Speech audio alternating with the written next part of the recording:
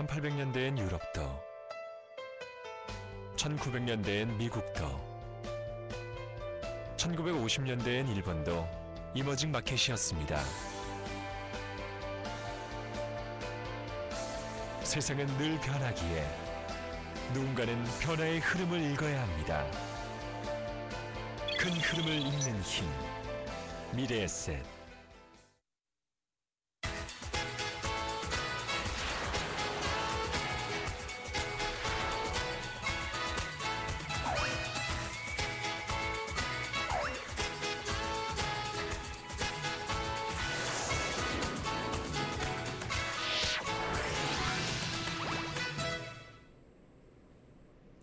네, 시청자 여러분 안녕하세요. 올바른 펀드 투자의 길잡이 슬기로운 펀드 생활의 전주원입니다. 최근 몇 달 동안에 펀드 환매 얘기가 참 많이 나오고 있습니다. 때문에 전혀 생각을 안 하시던 분들도 그런 주변에서 환매 얘기가 많이 나오다 보니까 나도 좀 생각을 다시 한번 해봐야 되나 이렇게 고민하시는 분들 많이 계실 것 같은데요. 어떻게 하는 것이 슬기로운 펀드 투자일까요? 저희 슬기로운 펀드 생활과 오늘도 함께 하시면서 해답을 한번 얻어보시기 바라겠습니다. 자, 오늘도 말씀 함께 나누실 분 모셔보도록 하죠. 미래에셋 자산운용 마케팅본부의 김전욱 팀장 자리 함께 하셨습니다. 안녕하십니까? 네, 안녕하십니까? 네, 일주일 동안 잘 지내셨죠? 네. 네.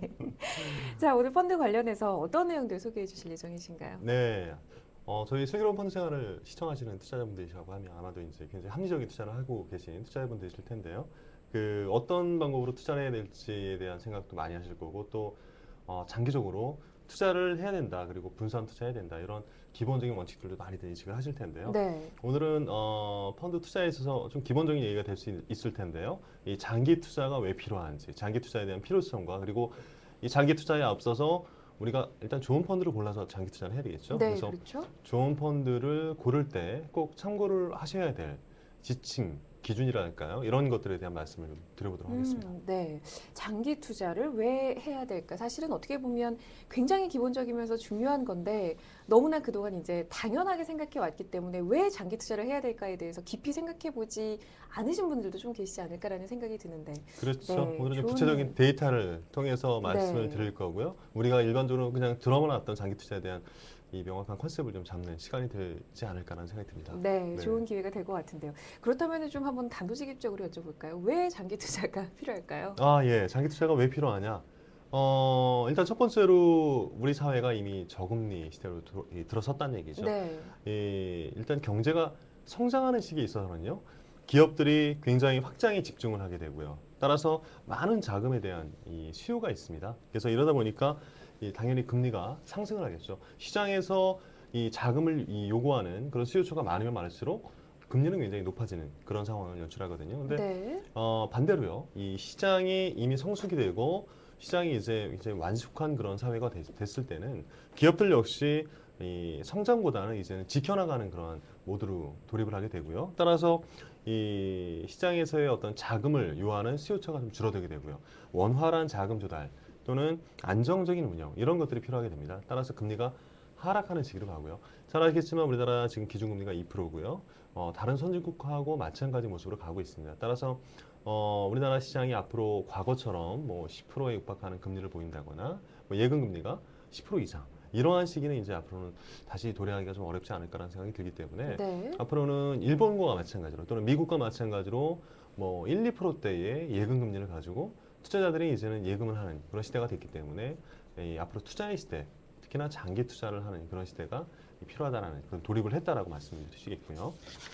두 번째 뭐 연관돼서 말씀을 드릴 수 있는 부분인데요. 가계의 유동성은 지금 시장 어쨌든 시장이 우리나라가 경제가 많이 발전을 했고 그러다 보니까 가계 유동성은 많이 풍부해졌잖아요. 네. 그런데 그렇죠. 이런 자금들이 예금금리가 굉장히 낮기 때문에 이러한 예금금리 낮은 금리에서 과거에는 부동산으로 들었었는데 이 부동산 가격의 하락을 앞으로 뭐 여러 가지 인구 구조라든가 이러한 여러 가지 뭐 메커니즘을 적용을 시켜봤을 때 과거와 같은 부동산 시장 가격의 상승 시기는 역시 좀 기대하기가 어렵다는 얘기죠. 그래서 이러한 거를 여러 가지 반영했을 때 이 금융자산이라든가 투자자산 이런 것들이 과거 부동산에 장기 투자하셨듯이 우리나라 투자자들이 앞으로 이제 금융자산 쪽에 장기 투자하는 분위기로 갈 수밖에 없다라는 얘기입니다. 그래서 이런 것들이 두 번째 원인이 될 것 같고요.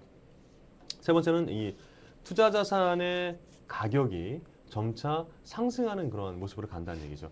역시 투자 자산에 자금이 흘러들어가면서 투자 자산의 가격은 당연히 같이 상승을 하게 되는 그런 모습을 보이는데요. 그래프를 통해서 한번 확인을 해보실 수 있을 텐데 자산의 가격이 상승하는 순서는 네. 자산의 가격이 상승하는 순서는 그림을 통해서 확인할 수 있듯이 주식 가격이 가장 빠르고 또 가장 높습니다. 이 한국과 미국의 사례를 비교해도 이 동일한 모습을 보여주고 있는데요.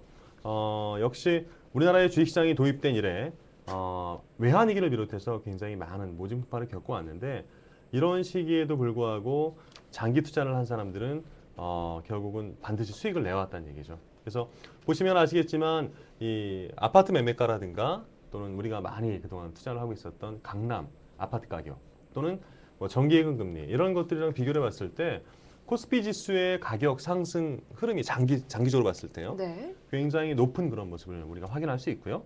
한국뿐만 아니라 미국의 경우를 보셔도 마찬가지입니다. 그래서 장기로 투자를 했을 때 부동산 가격과 그 다음에 뭐 국채 투자하는 가격의 흐름과 그리고 S&P 500 지수의 주식 가격의 상승 흐름을 보면 단연 주식 가격에 장기 투자했을 때의 수익률이 단연 앞서는 그런 모습을 볼 수 있습니다. 따라서 우리가 투자를 하실 때 이 펀드에 주식형 펀드 투자를 많이 하실 거고 또 다양한 형태의 펀드 투자하실 텐데 역시 주식을 담아가는 주식형 펀드에 대해서 장기 투자를 했을 때 이 장기 투자에 따른 이 수익률이라든가 가격 상승의 흐름이 가장 양호한 그런 모습을 보일 수 있겠구나라는 우리가 생각을 해볼 수 있는 부분이죠. 네, 지금 이제 여러 가지 표를 보여주셨는데 단순하게 우리나라의 코스피 지수의 어떤 수익률 추이라든가 이런 표도 좀 있을까요? 네, 뭐 예를 들어서 우리나라 코스피가 시작했던 1980년에 우리나라 코스피에 투자를 네. 했다라고 치면 이제 뭐 한 30년 정도 시기가 지났지 않습니까? 네, 근데 그렇죠. 단순하게 시장의 수익률만 따져봤어도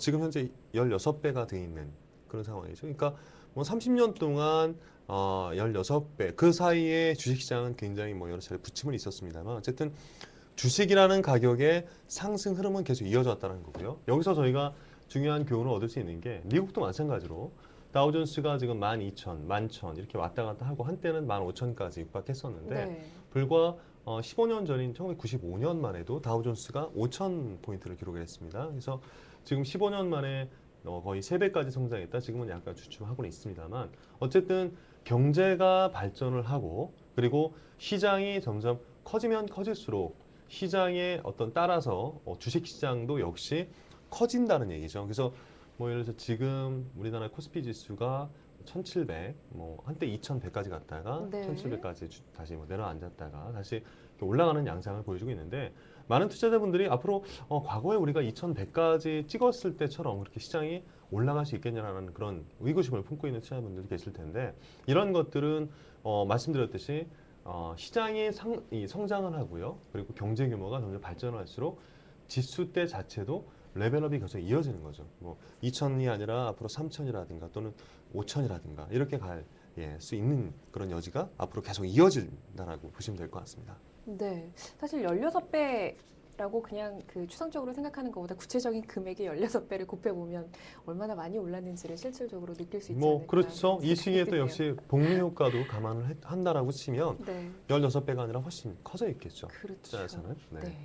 지금 이제 표에서 그 설명을 해주셨다시피 계속해서 이제 꾸준한 전체적으로 보면은 상승 흐름을 그리고는 있는데 중간중간에 이렇게 굉장히 이제 부침이 심한 모습을 보이고 있는데요. 주식시장이라는 게 이제 원래 성격이 그 변동성이 굉장히 심하고 그러다 보니까 시장에 투자하는 펀드 자체도 굉장히 변동성이 주식형 펀드도 변동성이 클 것 같은데 어떻게 계속 장기 투자를 한 모든 펀드들이 수익을 낼 수가 있었을까요? 어때 궁금해지는 그렇죠. 부분이기도 한데요. 그러니까 변동성이 굉장히 큰 자산이 주식이고요. 네. 뭐 부동산이나 다른 자산, 기타 다른 자산 대비해서 변동성이 좀 크죠. 근데 이러한 부분 때문에 아마 장기 투자가 필요한 게 아닌가라는 생각이 들고요. 왜냐하면 우리가 이제 변동성이 큰 자산이기 때문에 주식이라는 게 이 마켓 타이밍을 잡아서 내가 한번 수익을 내보자라는 그런 생각을 가지고 계신 투자자분들이 계신다 하더라도 그렇게 마켓 타이밍 전략에 성공하기가 쉽지가 않다는 얘기죠. 왜냐하면 네. 그게 바로 변동성이 높은 자산 가격 때문에 그런 거고요. 실제로 주식에 직접 투자를 만약에 하는 투자자가 있다라고 하시면 이런 경우에는 변동성이 큰 자산이기 때문에요. 단기적인 대응이 필요합니다. 우리가 보통 데이 트레이딩이라고 얘기를 많이 하잖아요. 네. 왜냐하면은 우리가 이 같은 자산을 가지고요. 주식에 직접 투자하는 투자자들의 유형을 보면 내가 뭐 예를 들어서 1억이라는 자금을 가지고 있다라고 하셔도 실제로 내가 담을 수 있는 주식의 개수는 많지 않을 거란 얘기죠. 왜냐하면 우리가 아시겠지만 뭐 삼성전자라든가 또는 일부 종목들 뭐 시가총액 비중이 큰 종목들을 담는다고 쳐도 한 종목당 뭐 적게는 뭐 몇십만 원에서 그 정도 되지 않습니까? 그러다 네. 보니까 내가 같은 돈을 가지고 투자할 수 있는 그런 자산 자체가 줄기 때문에 이러한 적은 자산에 투자할 때는 굉장히 단기적인 내용이 필요하고 데이 트레이딩이 필요한 거죠.